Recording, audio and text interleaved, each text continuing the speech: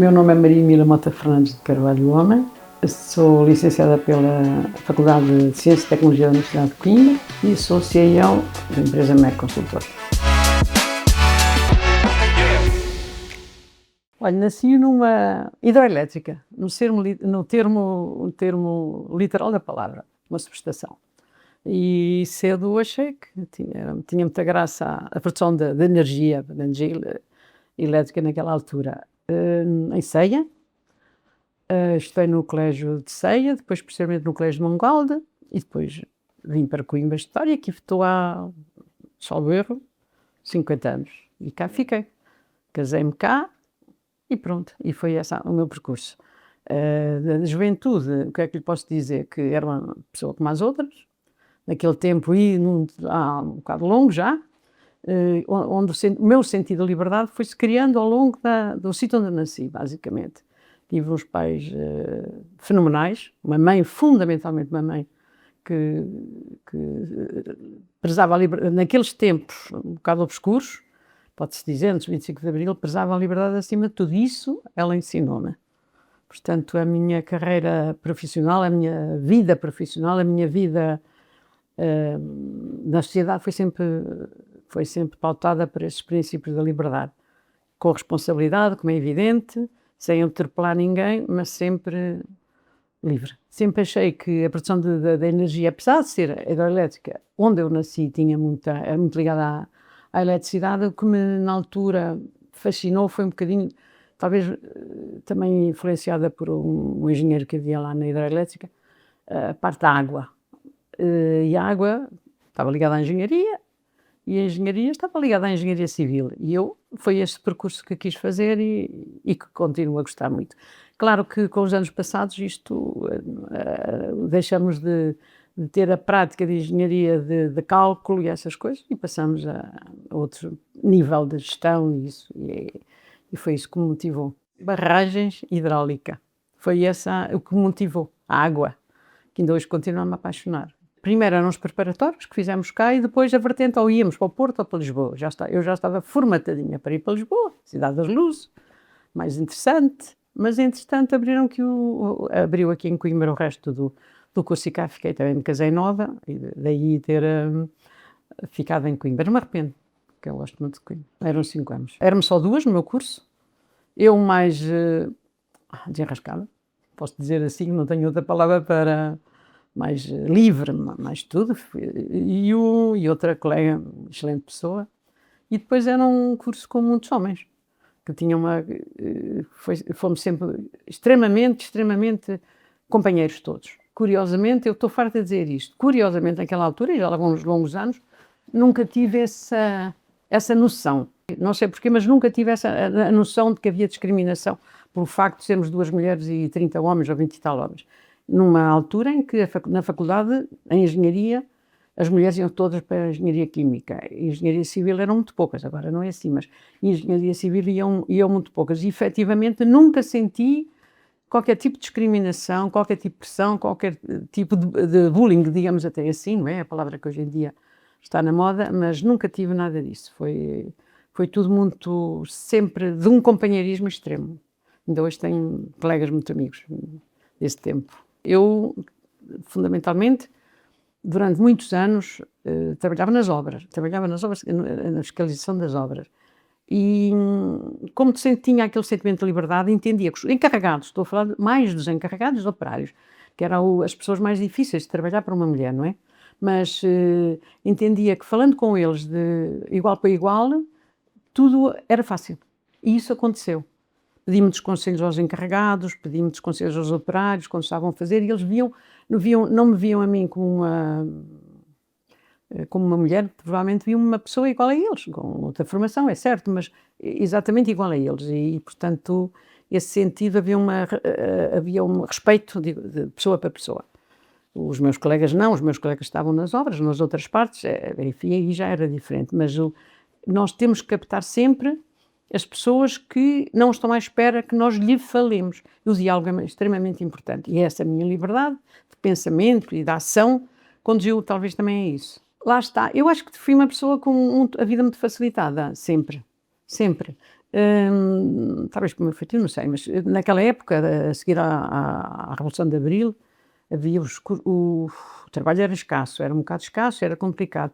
Mas tive um professor que na altura, que lhe pedi conselho, disse: "Ah, vá falar vai aos institutos todos, às direções gerais e isso, porque há muitas pessoas que provavelmente estão a precisar de engenheiros ou isso". E eu lá fui, até que encontrei uma pessoa de uma excepcional. Posso dizer assim, que foi o meu diretor, que entrei depois para as condições hospitalares, na altura chamavam-se condições hospitalares, era uma pessoa excepcional e que me formou, porque eu era muito nova, tinha 20 muito poucos anos, tinha de 22, salvo erro. Ela acabou de me formar profissionalmente. Sempre me disse que quem está numa direção, há uma responsabilidade que tem. É sempre ele responsável pelo que corre mal. Pelo que corre bem, é a equipa. E isso era uma pessoa com um pensamento muito coerente, muito tudo. Não sei explicar o engenheiro Moutinho de Santos. Nós vamos evoluindo ao longo do tempo, não é? Não estamos estagnados. E isso fez com que houvesse outros desafios, e aceitasse outros desafios, juntamente com o meu marido, e acabámos por formar a empresa, porque o meu marido também era engenheiro. Era engenheiro mecânico. Ele foi depois para uma empresa já ligada à parte da construção, e eu aqui fiquei, a dirigir tempos difíceis, onde a engenharia não é linear, né? A arquitetura, estes nossos serviços, esta prestação de serviços, não é uma coisa linear, uma vez temos de lutar dia a dia. Às vezes é o próprio sítio onde nós estamos que já não nos preenche. E depois há necessidade de tomar outro rumo. Foi só isso, não era falta de mercado. Talvez houvesse também. Isto foi em 90 e tal, e também havia muito trabalho nessa altura e aconteceu naturalmente, são coisas que acontecem naturalmente. Quem vem da função pública, da administração pública, tem outra maneira de ver o mundo, é uma maneira mais redutora. Tem outra maneira de ver as coisas. Quem está na privada não é assim.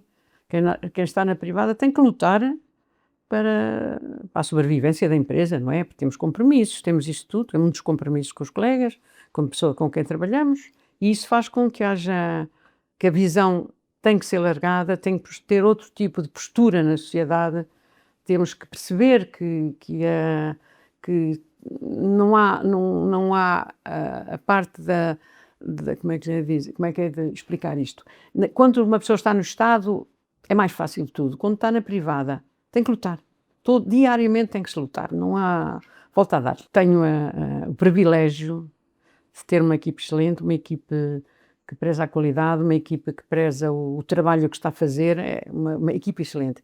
Claro que a liderança também se faz com quem se trabalha, não é? Mas a equipe é fundamentalmente a equipe que faz este esforço. Os problemas dos últimos anos, os desafios dos últimos anos, têm sido nós trabalhamos muito na contratação pública e, efetivamente, é a parte da regulação dos contratos públicos que está péssima, péssima. A legislação que saiu privilegia fatores que não interessam nada, não interessam para a qualidade, não interessam para nada, e isso não sou eu que identifico, está sempre identificado pelos líderes do país, os próprios presidentes das câmaras, presidentes de instituições que abrem concursos públicos sabem isso, mas as legislações são muito afuniladas e obrigam a que, enfim, que não haja cuidado na contratação e depois, enfim, ficamos com as mãos atadas. Se quer que lhe diga a quantidade de trabalho e a resposta. Nós damos a resposta atempada a tudo o que nos surge. Muitas vezes coisas difíceis, mas nunca viramos a cara. Temos um princípio,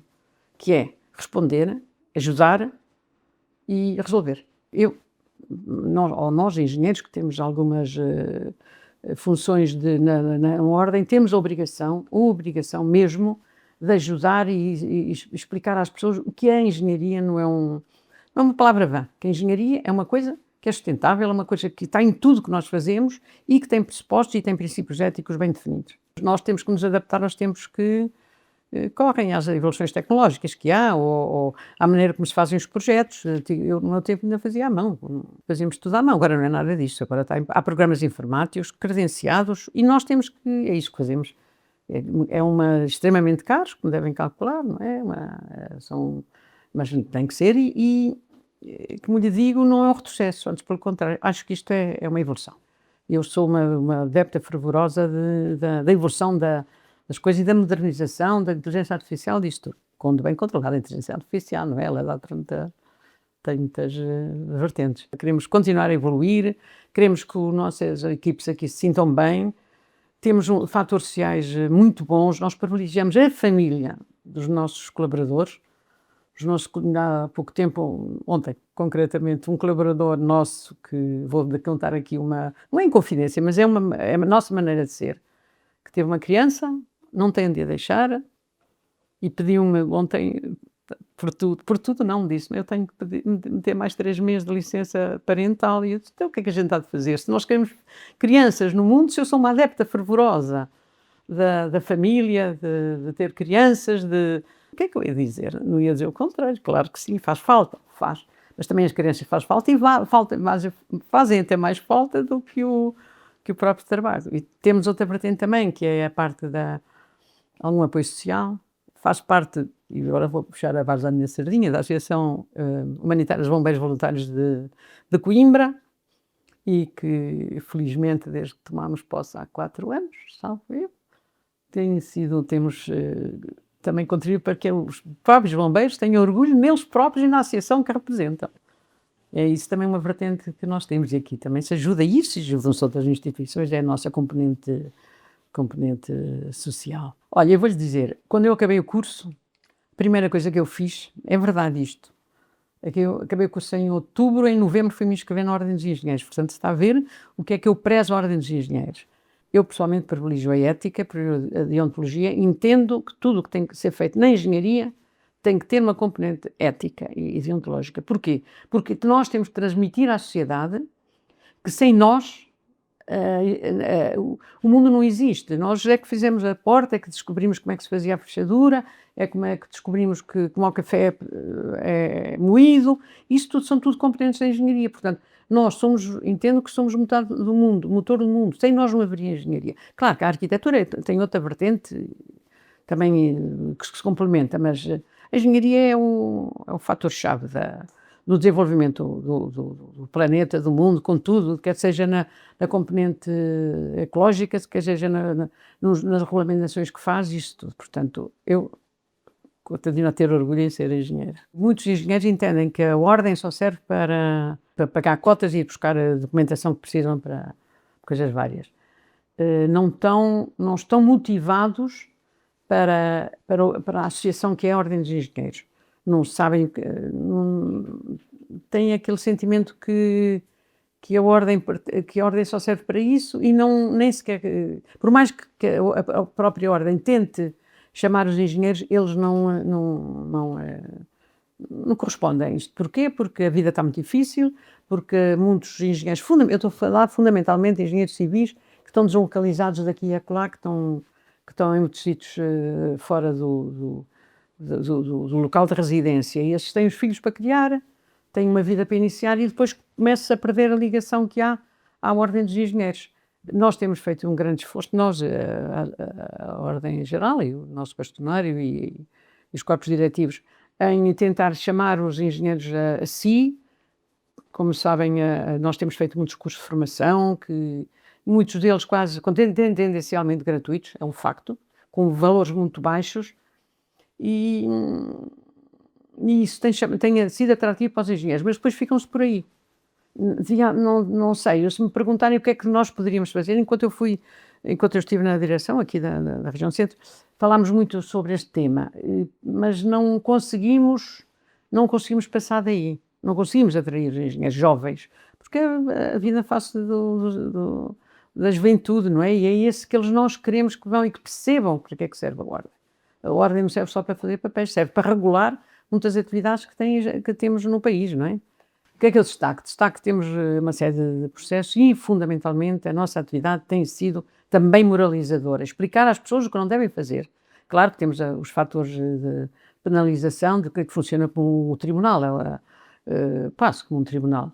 Mas, fundamentalmente, tentamos sempre fazer, quando há casos complicados e não complicados, explicar aos engenheiros o que é ética, que é que eles devem fazer, como é que se devem posicionar na sociedade. O engenheiro não é uma pessoa que anda aí a fazer ao acontecer, o engenheiro é uma pessoa que tem que ter regras, que tem que ter o sentido de pertença e que tem que ter, fundamentalmente, ser uma pessoa séria nas ações que faz.